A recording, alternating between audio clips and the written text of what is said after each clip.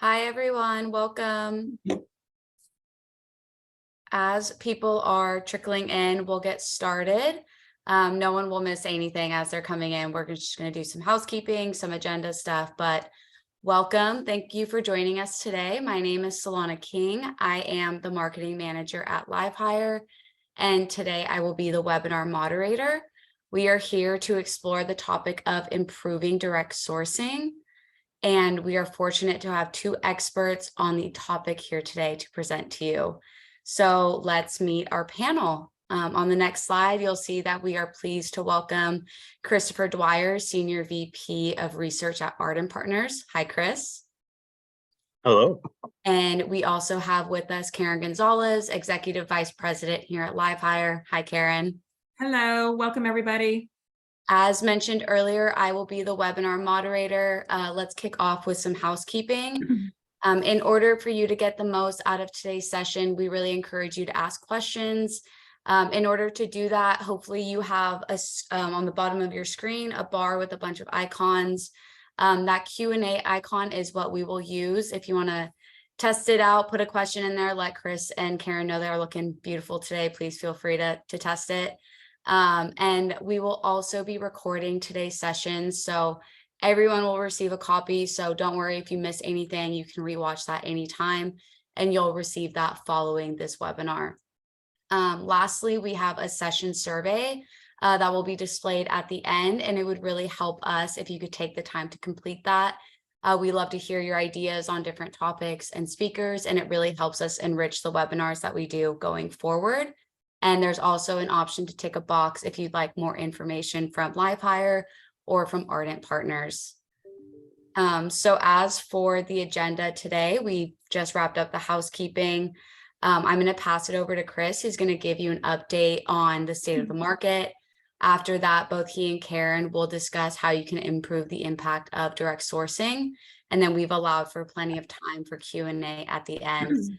So let's get started. I'm pleased to introduce Chris Dwyer and Karen Gonzalez.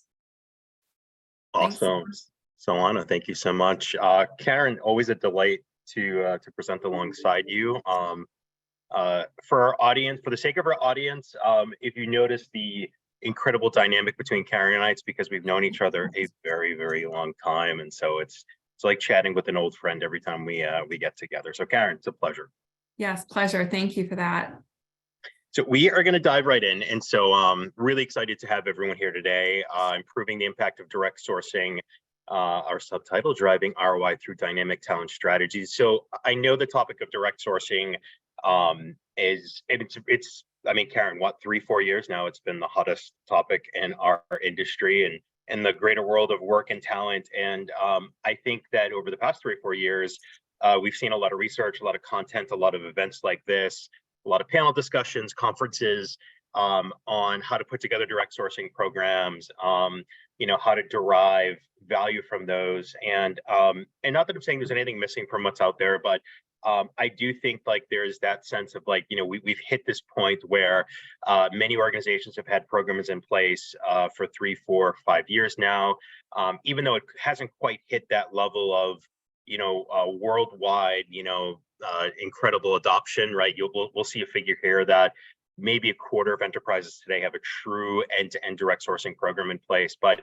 we are at that point where we could start to talk about sort of the next generation of these programs. And for those of you that are just starting out or only had a program in place or some elements of a program in place, my hope is today is that through Ardent and Future of Work Exchange research, and of course through Karen's insights and commentary as well, you'll learn a little bit more about how to drive even more value out of these types of programs. Future of Work Exchange, Ardent Partners. Ardent Partners has been around, it's crazy to say, almost 14 years now, starting to make me feel very old. I joined the firm in 2013. It really is a research firm that's focused on procurement, spend management, fintech, accounts payable. I joined the firm in 2013 specifically to talk about the future of work and the evolution of the contingent workforce. And a couple of years ago, our little baby is starting to grow up. The Future of Work Exchange, which we launched in July of 2021, really meant as not just a blog, but really like a think tank, destination media site, right? So whether you are a CHRO, your chief people officer, you're leading a contingent workforce program, maybe you're a CFO or CEO, maybe even you're a freelancer or independent contractor, right? We wanted the site to drive a ton of value for all walks of life in our industry, right? And so you can visit at futureofworkexchange.com. And also, we have a corresponding podcast called the Future of Work Exchange podcast, which you can find on Apple Music and Spotify and all your favorite podcast platforms. So want to get into for a section here, it's the state of work and talent. I really enjoy the fact that we have a full hour today, right? Let's Karen and I talk about a lot of fun, different topics. But before we get into some of the more hard-hitting discussions around direct sourcing and the next generation of these programs and how to derive value and improve ROI, I think it's really good just to take a step back and talk a little bit about where we are today and sort of like state of the market. So this is a slide. So if you do follow our research and you follow me where I go, not only do I appreciate that, but you may have seen this slide a couple times over the past handful of months.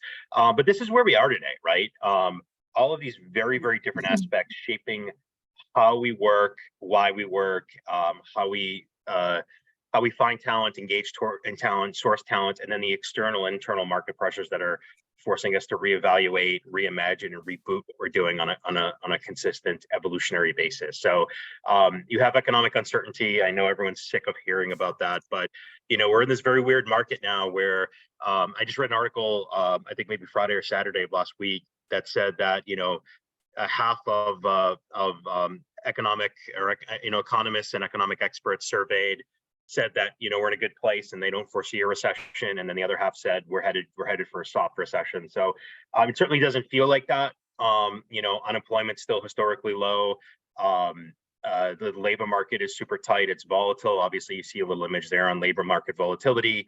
But that's what we're dealing with just in business today, not just from a direct sourcing or a workforce or talent acquisition perspective. You have global disruption, a war on the other side of the planet right now impacts supply chain and impacts, how organizations are worrying about purchasing and supply risk. Obviously, we're not in the emergency phase of the pandemic anymore, but we're still dealing with some of the fallout, right? And so I said this in a blog post the other day on the Future of Work Exchange that, there's no silver lining to the pandemic, right? I mean, a lot of us were sick. Pretty much every one of us here in the United States caught it. I remember being on a call with Karen that summer and like, I have COVID right now. It's honestly, it's something that's affected us all. Some of us profoundly, some of us have lost people close to us. Some of us have been permanently disabled by it, right? There's no silver lining to the pandemic, but one thing that did come out of that was what we call future of work acceleration. So, a lot of aspects to the way we work right now were sort of catalyzed by the pandemic, right? Not just remote and hybrid work, but changes in business leadership, changes in how organizations address how they get their work done and how they address their talent and their skill shortages and things like that. Candidate centricity is something we're going to talk about a little bit later, but this is a phrase that I've been very bullish on lately. It's essentially revolves around the idea that as a business, you should be your talent acquisition strategies, your hiring strategies should be candidate centric, right? They shouldn't be driven by costs or budget, even though those are still very important. So again, some great new research here, top business challenges in 2023 thus far, right? We captured a lot of this information the first few months of the year, but you really see here that businesses are focused on a few different things, workforce flexibility and scalability, right?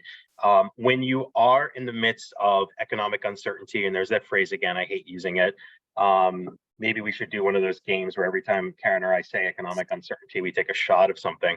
I'll probably be drunk within the next 15 minutes, but no, but seriously, with the up and down market, with businesses not really certain about where things are going to settle, you need workforce scalability, right? You need the flexibility of a workforce that you can scale up or down based on market conditions, own your own personal conditions at your business.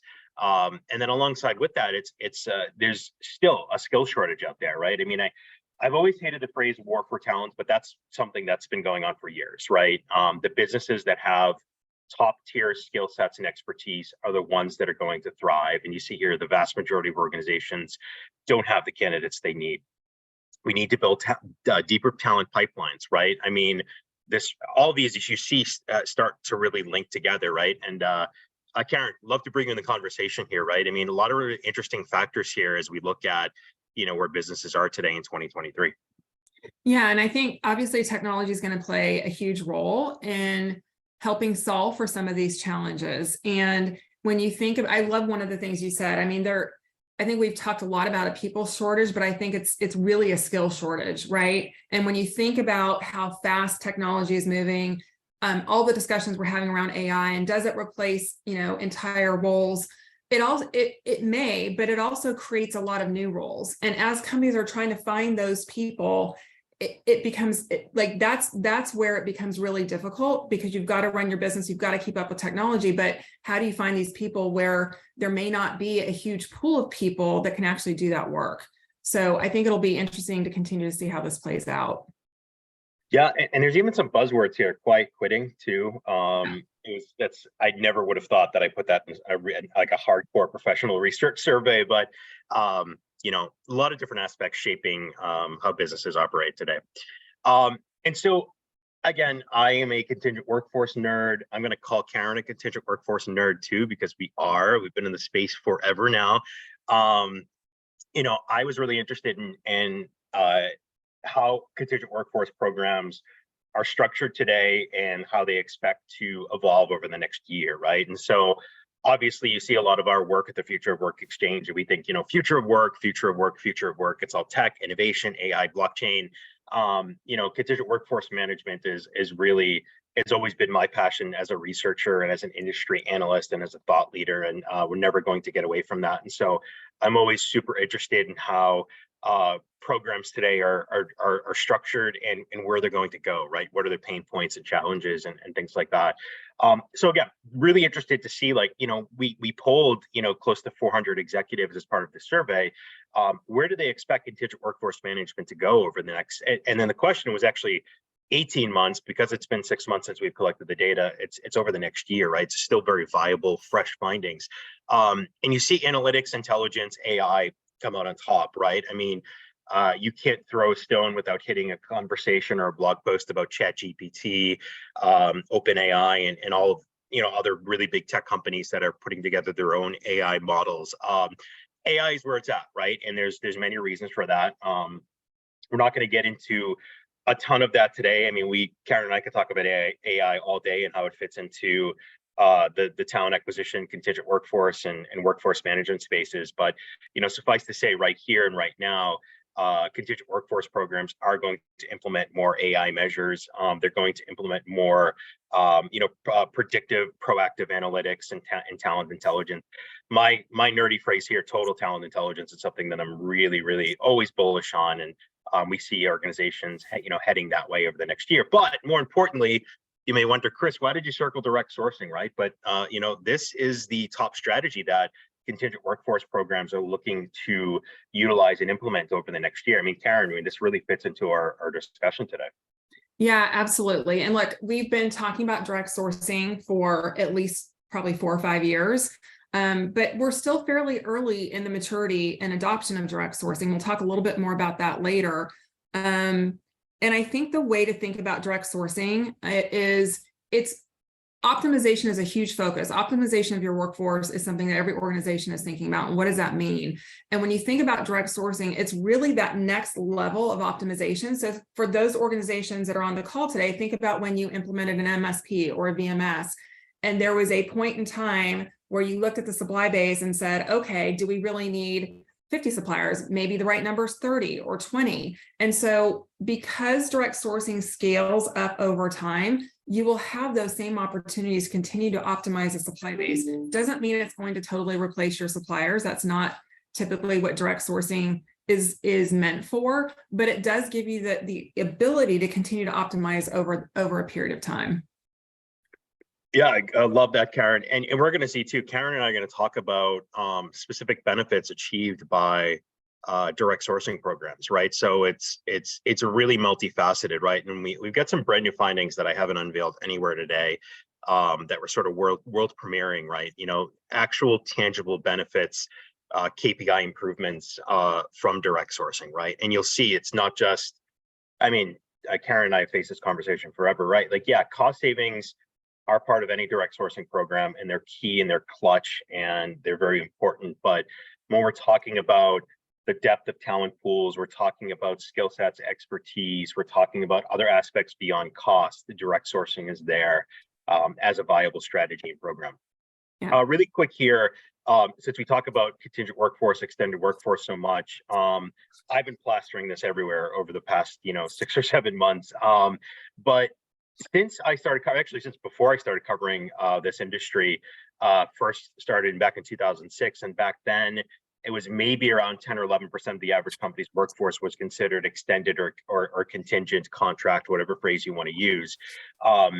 Today that number is 49.5%. And so, for years and years and years, way back maybe in like 2013, 2014, when I started at Ardent, I kept very boldly proclaiming that, one day over the next few years, within the next 5 years, we'd see, this 1 out of every 2 workers was considered contingent, freelance, IC, extended, external, whatever phrase you want to use.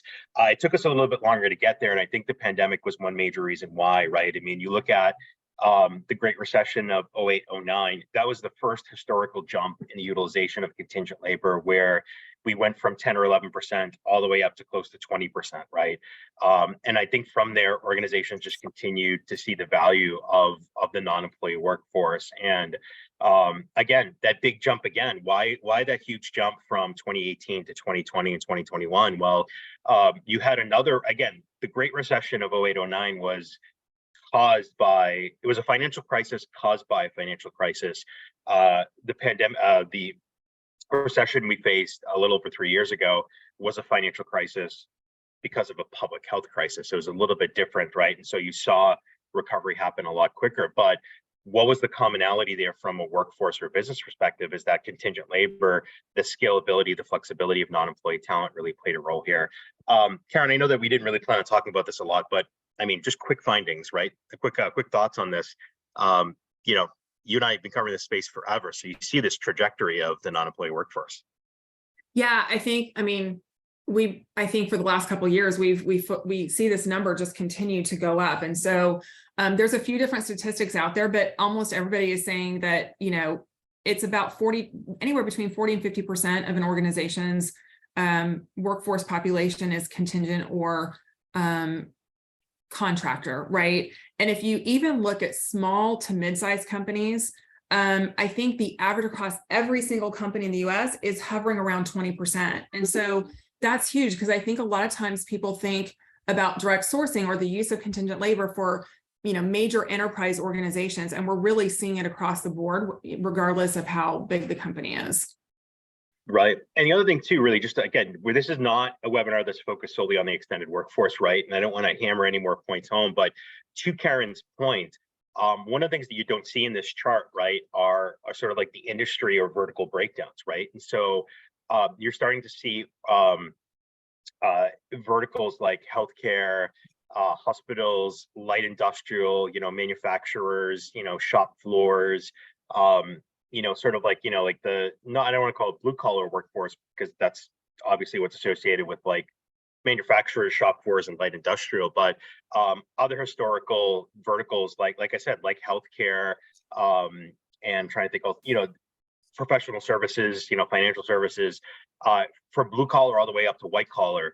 You're starting to see these other verticals that may have been a little bit lower than the industry average now start to actually outpace the industry average, right? Light industrial has seen the biggest increase in extended workforce penetration over the past few years, and that's really interesting. So this is definitely a worldwide global trend.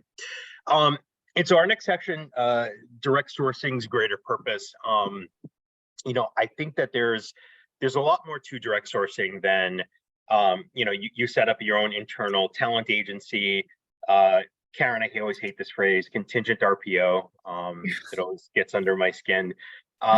It's so much more than RPO for contingent labor, because direct sourcing can be applied to both temporary talent and permanent talent as well. And it goes much deeper than that. I think using that phrase sells direct sourcing short of what it can truly be and the value that businesses can derive for that. But, over the next handful of slides, you're going to see some very interesting findings and some research, and of course, some expert commentary from Karen on where direct sourcing is going to go and some other very interesting aspects here. So I think it's really important, right? Because I've been an analyst in this space for such a long time that, again, we've been covering contingent labor as long as I have. And of course, Karen's been on the solution side for, 20 years or whatever it's been, longer than that. Yeah, a long time. Trying not to date us, right? And tell people how old we actually are. But no, seriously, we've been in the space such a long time, right? That like historically, when you talk about talent and you talk about extended talent and contingent talent, the conversation revolves around cost savings and cost and spend management, and that's always important, right? So I know there are a bunch of procurement folks in the room with us today, and obviously the conversation around direct sourcing is always huge for cost savings and for budgets and spend management, and we're not making light of that. We're not ignoring that we're not ignoring that at all. But I do think we do need to focus on this idea of global talent and global focus on talent, right? So these three stats really have nothing to do directly with direct sourcing, but I think it proves that businesses are starting to become more candidate centric and talent centric, right?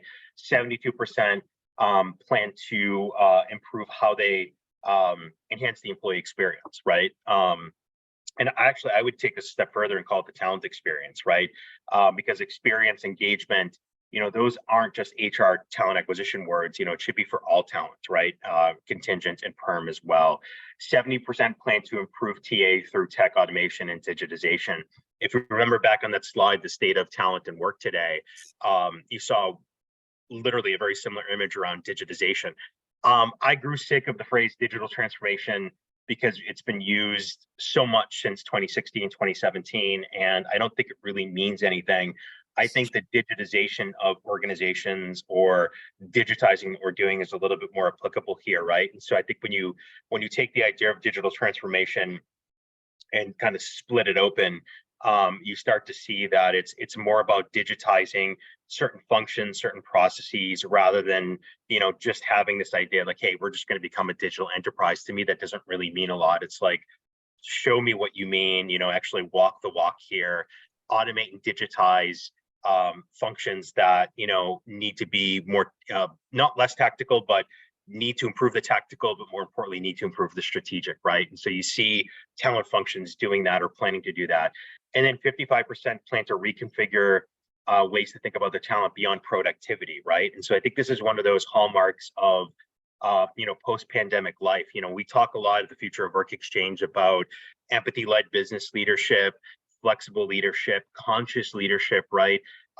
Thinking about your workers as people, right? And I think that's a huge aspect as well. But again, a lot of interesting factors here. And the reason we talk about these is because I think it points back to the one thing, and that's just how important talent is to the modern organization.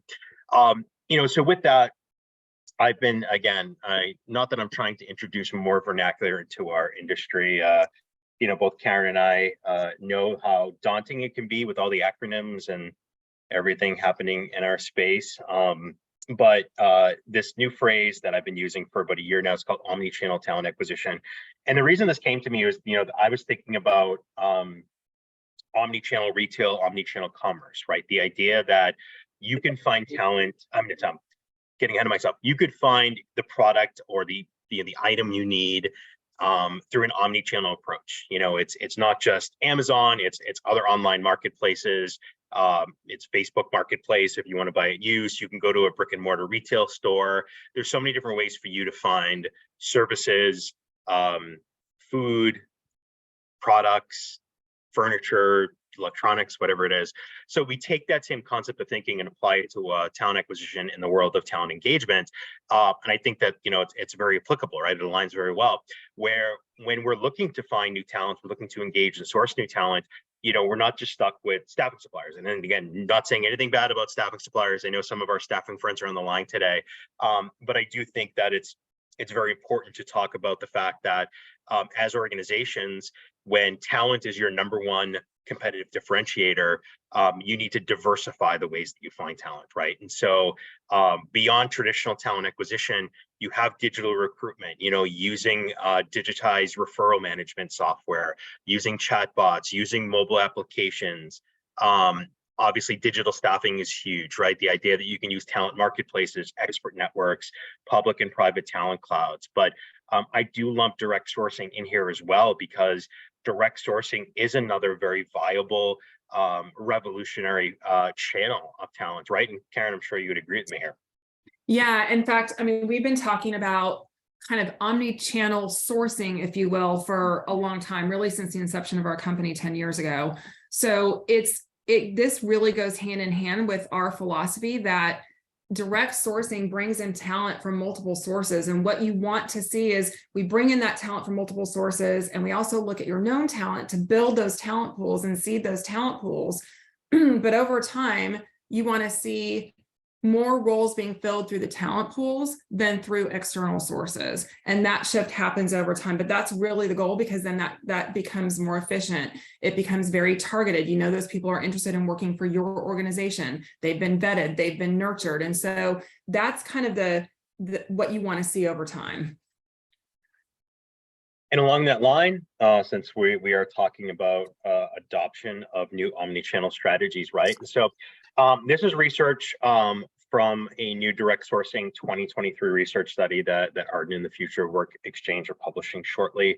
And this really looks at, what is the adoption of direct sourcing right now, right? I think there's a lot of confusion in the market.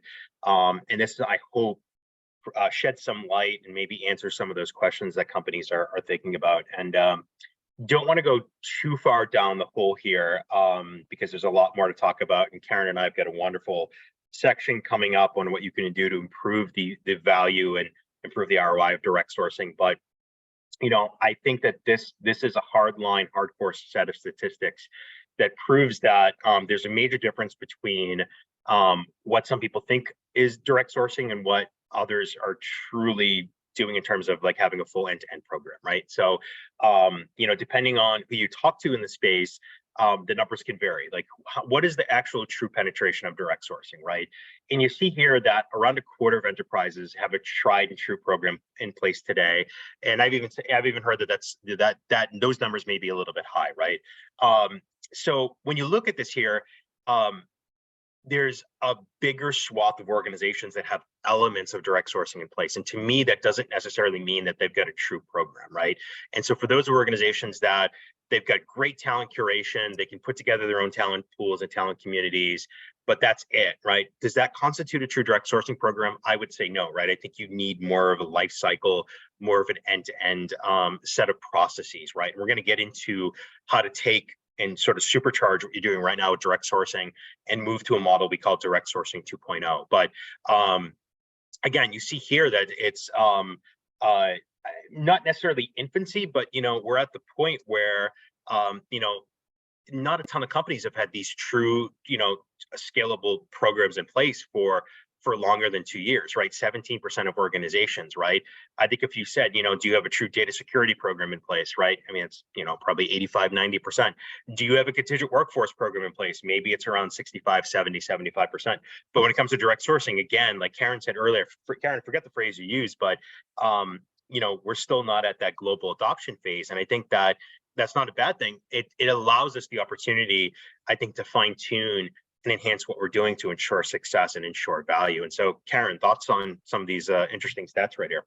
Yeah, no, and I think you made some great points. I've seen articles saying that, payrolling is direct sourcing 1.0, and I feel like that's an element of direct sourcing. So when you think about kind of the major three components, you've got your technology, and that could be the direct sourcing technology, the VMS. You've got your people, which is either your internal curation team or an external curation partner. And then you've got process, which is payrolling. It's that compliance piece. And so you need all three components to really have a robust, successful direct sourcing program. I would say payrolling is an element, curation is an element, but it's bringing those things together. I actually did my own little mini research study, and I just looked at the Fortune 1000 companies So that's as far as it went. But of the Fortune 1000 at that time, and I did this last year, less than 5% had what I would say include all three components, right? Very few had a talent community. Very few had anything on their website that would allow a candidate to come in through their website. And so we looked at all the different things, and it was less than 5%. So again, while we're talking a lot about it, and we're definitely starting to see more execution on direct sourcing, it's still pretty early in the adoption curve. So it's things like this where we can continue to help educate the market, educate buyers, that will, I think, help drive that execution in the next year or two. Great points, Karen. And I think everything summarizing this, I think to me, I see opportunity, right? I see the opportunity for businesses to, because honestly, I mean, I think at contingent workforce management, right? I mean, 15 years ago, you didn't see the adoption that you see today of like tried true contingent workforce programs. And so, if you're able to have like sort of like that future version of yourself saying like, do A, B, and C, right? Automate these parts of your program.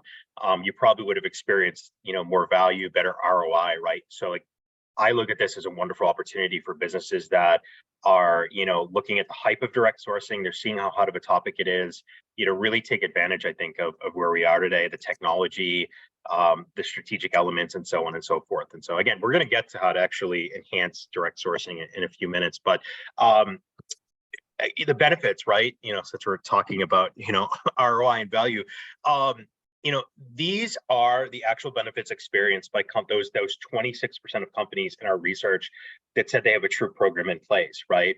And again, to me, this is an incredible set of findings here because it speaks to the multifaceted value of direct sourcing, right? And cost savings, I hate keep calling it a gimme, but when you eliminate a middleman, you're leveraging technology, you're leveraging, your talent communities, your talent pools, you are going to reap cost savings, right?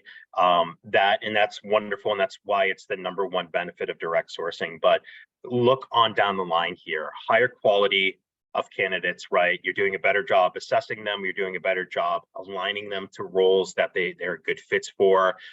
You're humanizing the candidate experience, right? And here's where I am with candidate experience. I feel like there's two sides to this idea of experience, right? Forget about employee or talent experience because that's much different here. There's a candidate experience, and then the other side of the coin, there's the hiring manager experience, right? I think that businesses need to do a much better job of enhancing the hiring manager experience. When you think of the fact that your organization may have so many roles open and so few candidates to fill them, that makes the hiring manager, the TA, the TA leaders, their jobs just a lot more difficult. They are in the trenches right now. They're the ones that have to combat with historically low unemployment. They have to combat with so much competition for candidates.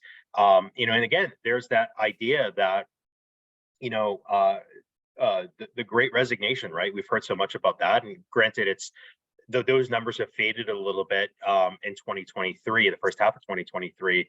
But that really revolutionized the worker mindset, right? So you need to do a much better job. And I don't mean just you specifically, everyone. We all need to do much better jobs differentiating our organizations from others, becoming an employer of choice, improving our culture, improving our brand, and so on and so forth. And so I think humanizing the candidate experience is a big aspect here, but also improving how hiring managers have a more streamlined, seamless, frictionless hiring experience, I think is really important as well.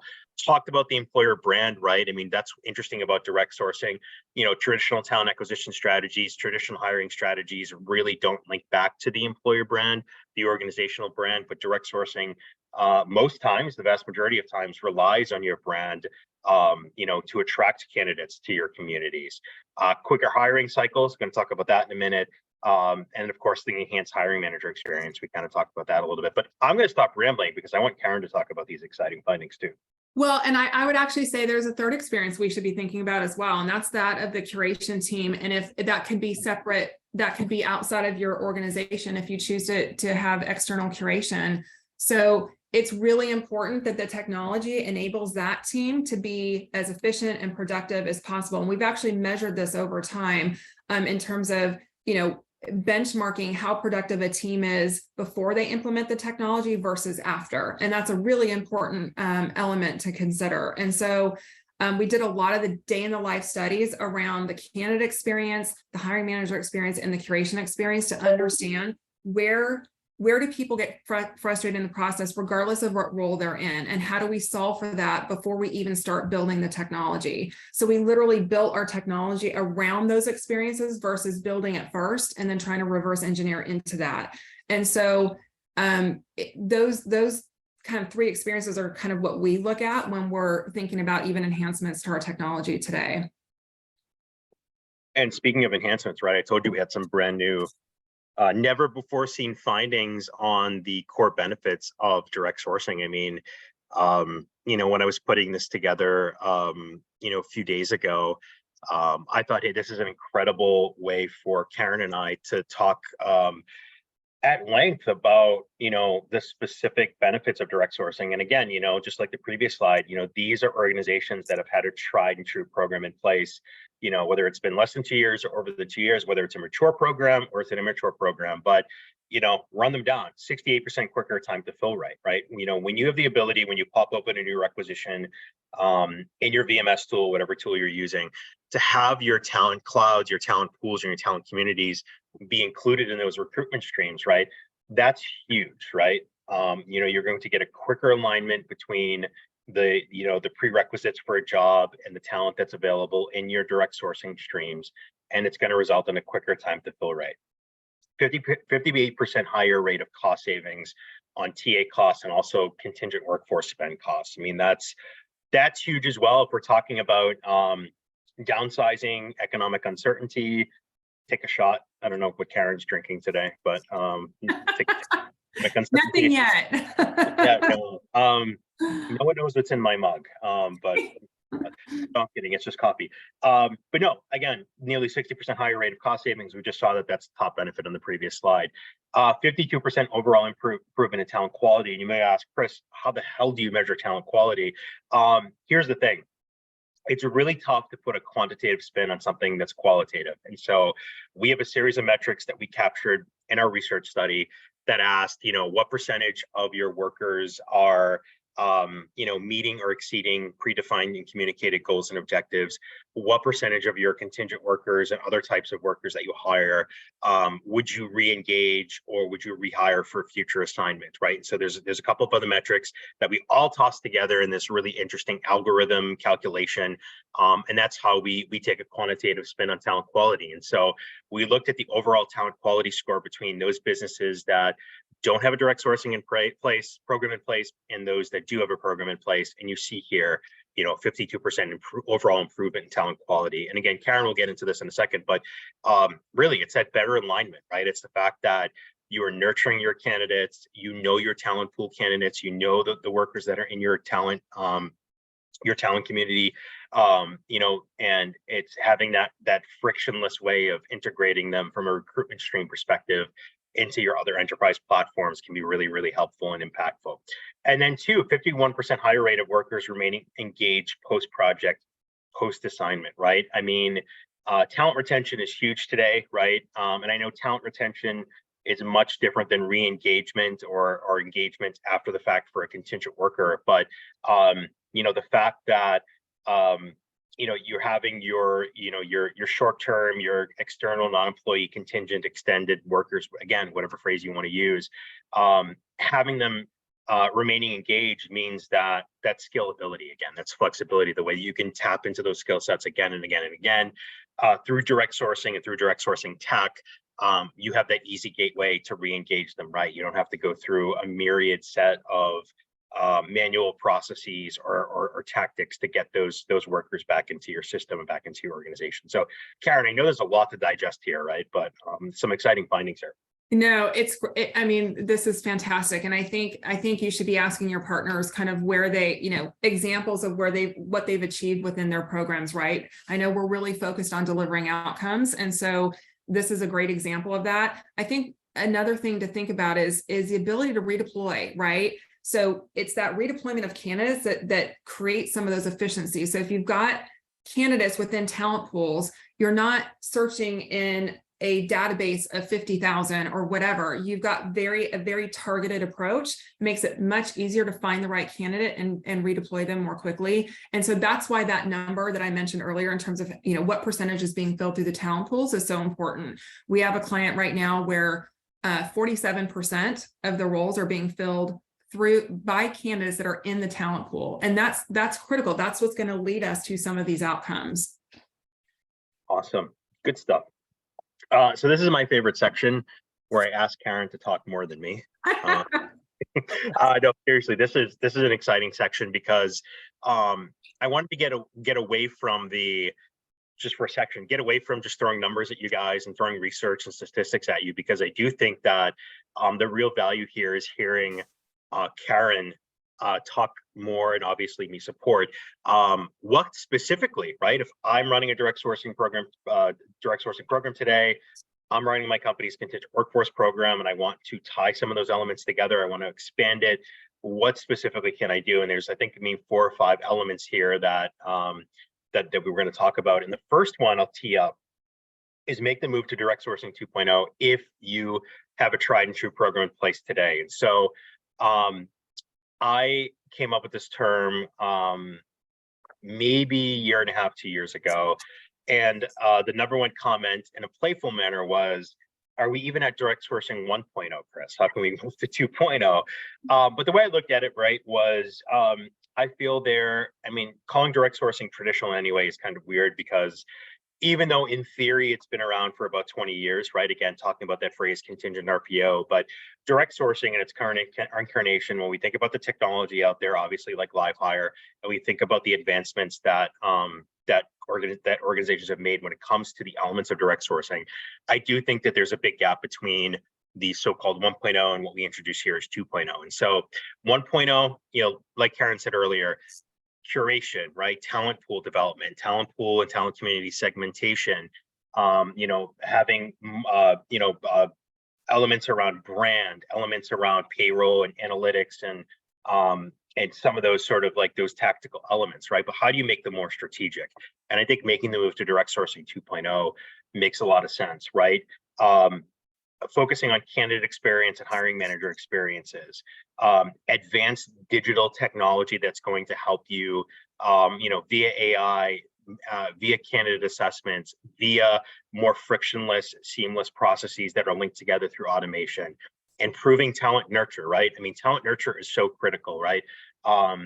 We talk about the human nature of workers today, right? That is another piece that has come up because of the pandemic, right? A lot of workers are looking for purpose. They're looking for more purposeful work. They want to be a little bit more involved in the human side of things, right? They are reevaluating their lives. Think about it. If you were one of the many people that had a lot of anxiety over the pandemic, you worried about getting sick, you lost people close to you, you're taking care of people that were sick. I think too of like the fact that parents of young children like I am, working from home is tough enough, but having 2 kids in remote learning was also a pain in the butt. And that really made me think of, hey, like this is, it kind of made me question everything in a very purposeful manner. Like, what am I doing with my job and my life? And a lot of people were in that phase of their lives too, right? So talent nurture becomes much more important when you think that candidates and very talented professionals out there, they want to feel that human emotional connection to you as a business. They want to align with your culture and so on and so forth. And so long-winded way of me saying that nurture is really important for 2.0. And then scalability, right? We talk about value, we talk about ROI. How do you do that, right? It's by not limiting the implications of direct sourcing, not limiting it to certain functions and business units, right? It's expanding it out, making it more scalable so you can use it again and again. And I promised Karen was going to talk more here, and I'm going to let her jump in here and talk a little bit about DS 2.0. Yeah, I think, one of the things I kind of want to focus on is the tech and the nurturing piece. And one thing that you've heard us talk about, but it's not on the slide, is that curation piece. So the curation and the technology really go hand in hand in order to be able to nurture candidates in the way that they will respond. And so one of the things to think about is we talk a lot about AI and machine learning and what role that plays in the recruitment process. And so much can be automated, and that's important to create those efficiencies that I talked about earlier. But there still is this humanized element that is needed. And I think what I'm starting to see is with more AI, machine learning, and with more use of digitization, that candidate experience is starting to be impacted because we're seeing technologies and companies kind of scorch the earth, is what I like to say, with somebody's brand to get as many people to respond as possible. And that's not really the purpose of direct sourcing. We want a really targeted approach. We want to be able to communicate with them in a meaningful way, a way that's meaningful to them. So we talk a lot about moments that matter. So if you think about your Amazon experience, for example, you place your order, you get a notification they've received your order, you get a notification when it's shipped, you get a notification when it's been delivered. Those are the kind of communications that people want. They don't want to be spammed every 2 seconds about things that don't matter to them. And that really has a negative impact on your brand, and it starts taking away from that candidate experience. So I definitely wanted to comment on that. I still think that a humanized approach is needed, and I'm working for a technology company. So there's a lot we can do through automation, but there still, in my opinion, is a need for that humanized approach. And just a note here, both Karen and I are going to get matching tattoos with these symbols. Prove how dedicated we are to direct. That's right. All right, let's move on to our second step here.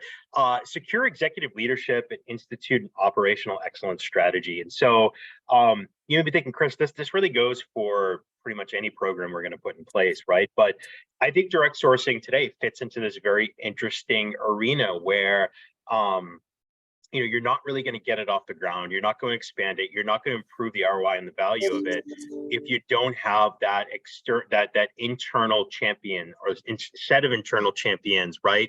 Is it someone in HR? Is it the CHRO? Is it the VP of TA? Is it the chief procurement officer? Someone that is going to be the champion for expanding this, for digitizing it, and I think most importantly, making it a critical piece of your overall talent strategies, right? And I think on top of that, Karen can talk a little bit more about this, but just like any other initiative, right, you need an operational excellence strategy, right? That is very simplified. It's 4 or 5 bullets. What does this program need to do every day, 100% right, in order for us to drive value? So Karen. Yes.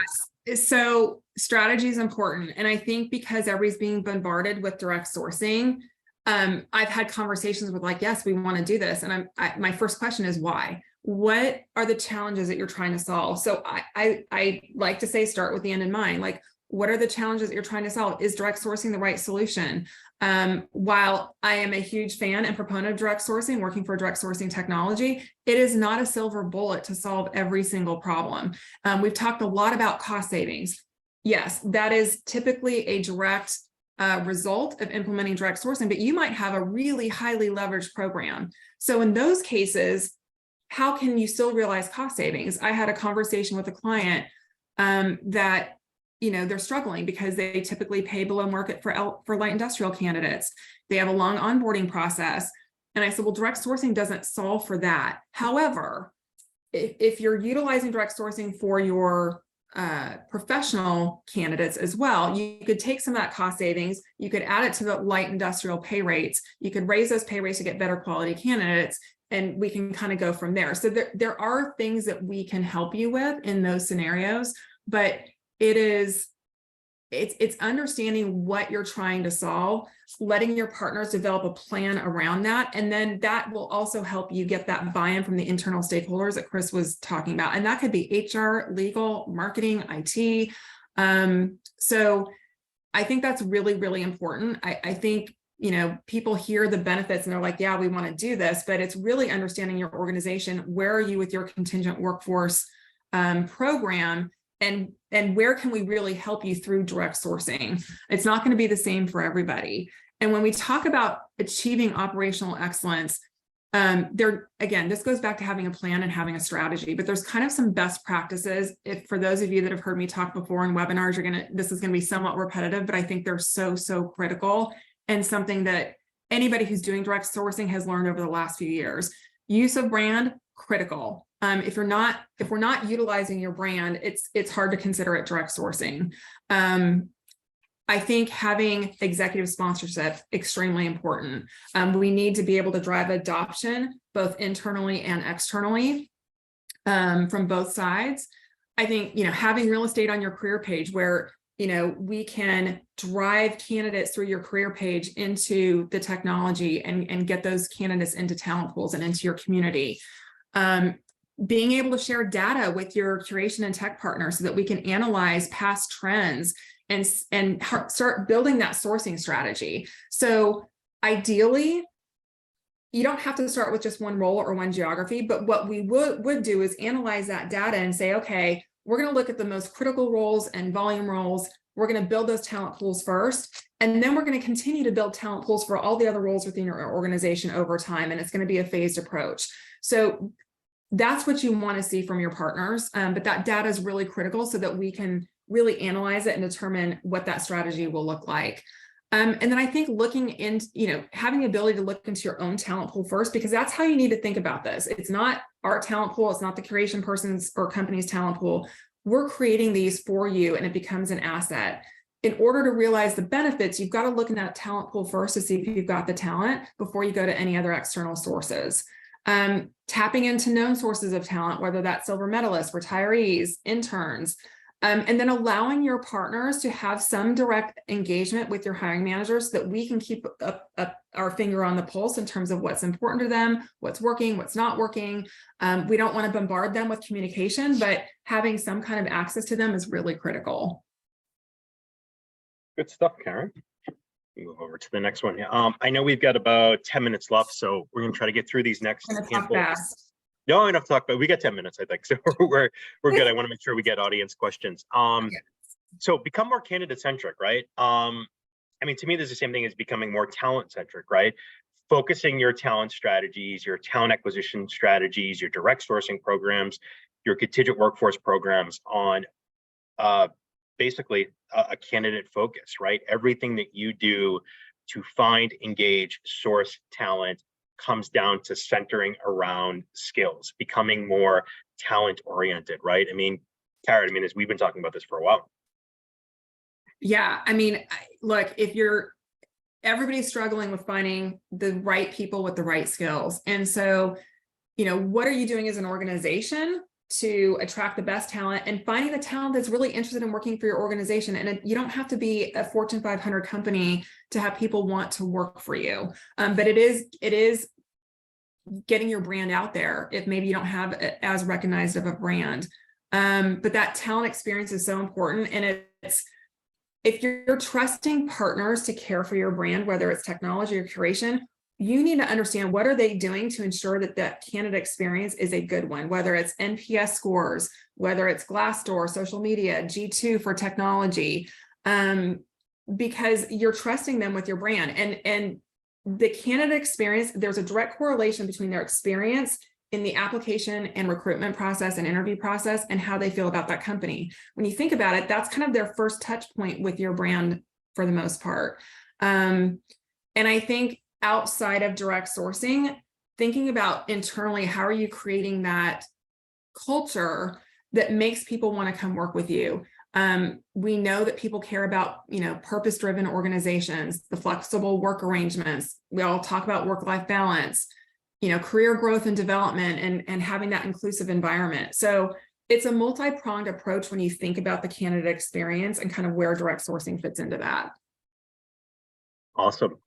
Next one, Karen, this is all you again, but optimize your program through advanced automation, right? Again, we talked a little bit about DS 2.0, direct sourcing 2.0. A lot of these concepts that we're talking about, whether it's getting deeper into talent nurture, it's making direct sourcing more scalable, it's leveraging more AI, more machine learning. It really comes down to really advanced automation, right? Not just simple, automating curation or automating talent pool development, but automating more of the end-to-end pieces in a way that's going to allow you to scale direct sourcing and derive more value from it. But Karen, you're much better equipped to talk about this one.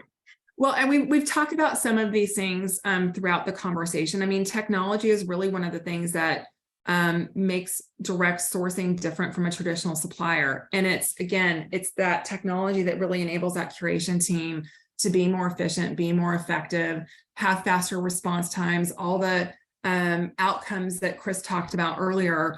That all happens because of automation. So it kind of starts with the automation, but the curation partner is equally as important. So, but those two things together is really what's going to help drive those better outcomes, if you will.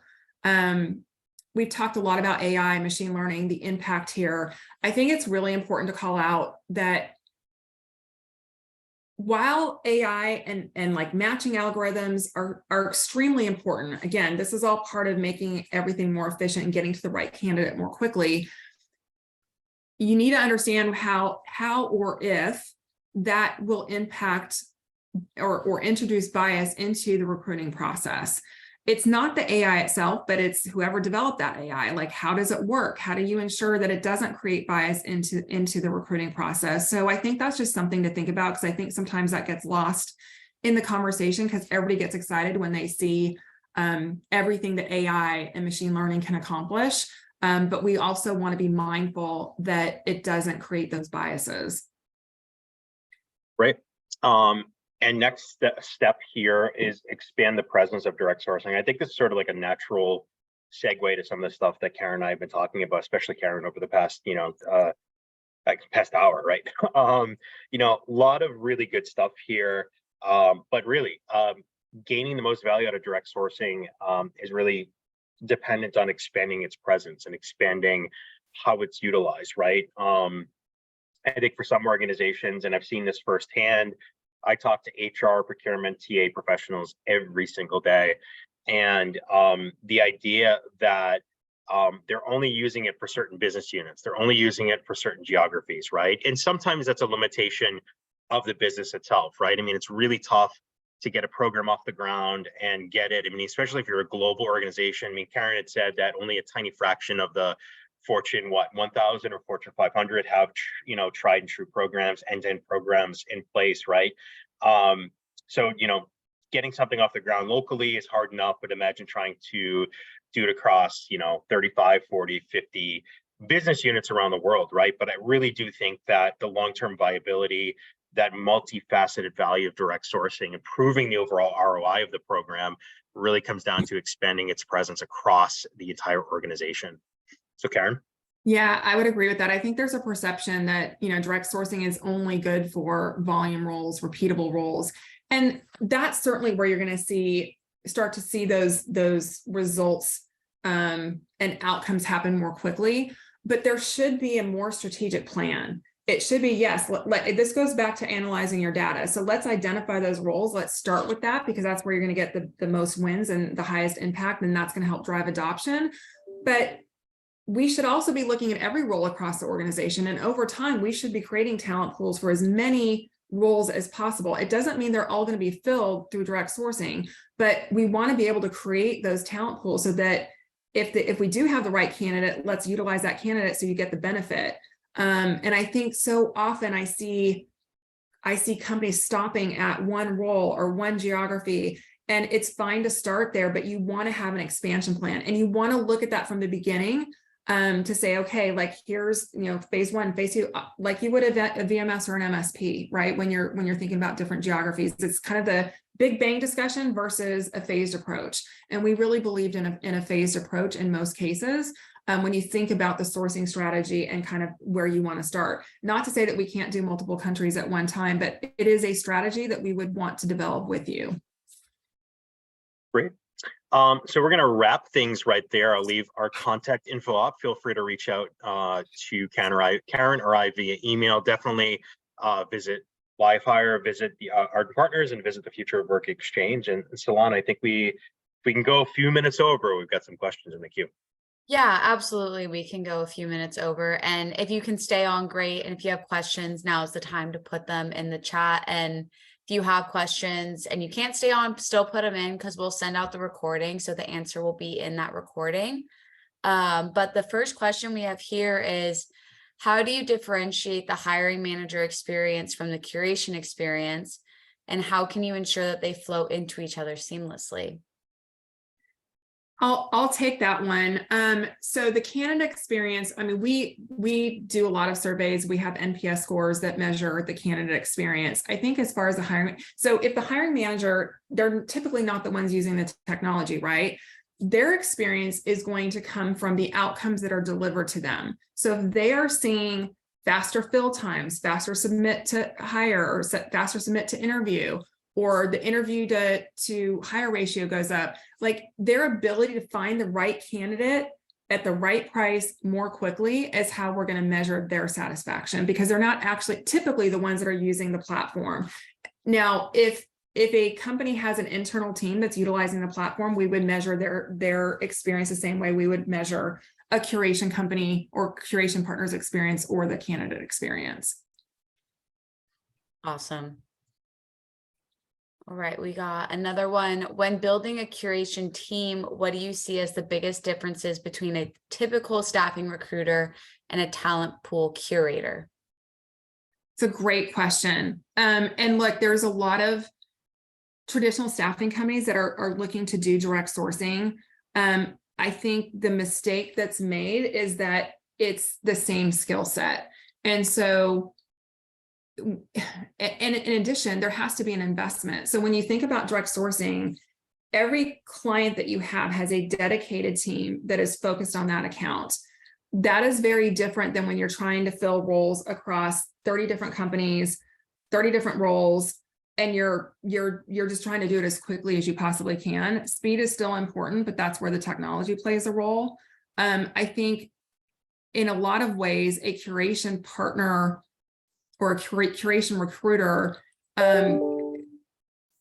probably has a little bit more experience with all of the automation and the digitization that's used in direct sourcing. I think understanding how all the pieces kind of fit together is really critical. So I think those are just a few elements. And I think, just the utilization of talent pools versus kind of sending a job out to a bunch of job boards and waiting for candidates to come in. It's a different solution and a different skill set for that recruiter. Awesome. All right, next question here.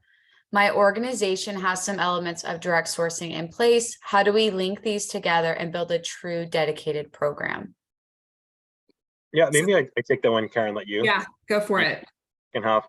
I mean, yeah, we talked about this, throughout the course of the webinar today, right? I mean, a tried and true end-to-end program has all of the elements, right? I mean, I think if you're starting out, you have, usually, Karen, you probably agree with me, like curation and talent pool development are probably usually like the 1, 2, not simple, but those are the traditional elements that companies start with, right? But figuring out, what is my current technology, what does my current automation look like, right? What elements are automated? Because I think a lot of times organizations, if they're using a VMS or using an MSP, they may not know that they have those abilities or those services, at the ready to be leveraged to link some of those, right? I think it's part of it's in the mindset, right? Rethinking. If you've had talent curation, you've had like internal private talent clouds for a long time, and you've been doing that very, very well. I think it's just having that mindset of moving on and getting to the next phase of it, right? Because the labor market's going to be more volatile, competition's going to get tighter. So you need to start getting other functional units on the same page. If it's procurement run, reach out to HR and vice versa, right? A lot of organizations, it's funny, we talk about, the employer brand and how important it is. The vast majority of businesses, I would say maybe 65%, aren't leveraging their employer brand and direct sourcing right now, right? And so that becomes a critical piece as well. And so I think the biggest way to link all of those, and maybe Karen could talk a little bit more tactically about the tech side of it, but from the strategic set, right, strategic mindset, it's about thinking about direct sourcing more expansively than just, limiting it to certain elements. I think that's their starting phase. If you think about it as something that needs to have these expansive properties, these expansive elements, it's going to be much easier to get those in place. And then not to beat the dead horse about the executive champion, but if you're running without a chief people officer at your side, the CHRO, the VP of TA, or the chief procurement officer, it's going to be very hard to get that stuff off the ground.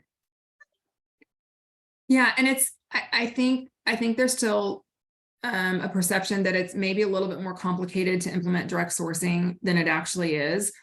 Most of the technology and curation partners work very well with the MSPs and the VMSs, and I know for us, like, we have strategies in place with several, and so you've already got buy-in from the people that are going to be supporting the account. It's more about, you know, getting the other elements and making sure that we can do what we need to do, and this goes back to those best practices to be successful. Awesome. Next question here.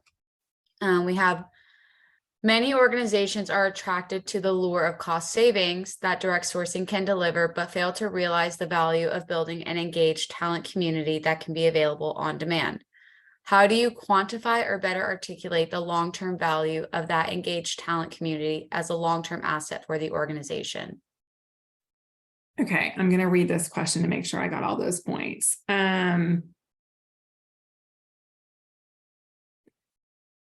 I think in terms of engagement over kind of the long term, this goes back to making sure that you're nurturing the candidates, that you understand who's available, making sure that your talent pool is full enough. So I know for us, we typically want 10 to 12 more people in the talent pool than we think there are requisitions. So for every requisition, we need 10 to 12 people in the talent pool. It's continuing to nurture and engage with that talent that becomes critical. This goes back to quick redeployment, and making sure that you're doing these things over a period of time, and also engaging with them in the way that they want to be engaged. If we're just spamming them all the time and sending them stuff that they don't really care about, they're going to disengage and they're going to opt out. So it is a fine line. That communication is really key in terms of how you engage, how often you engage, and making sure that that is meaningful, and that you continue to do that over time so that you've got fresh, the talent pools are always fresh. And if you're doing those things, they will always be, they'll stay fresh. I mean, that's the whole idea, at least behind our technology. That's why we call it LiveHire.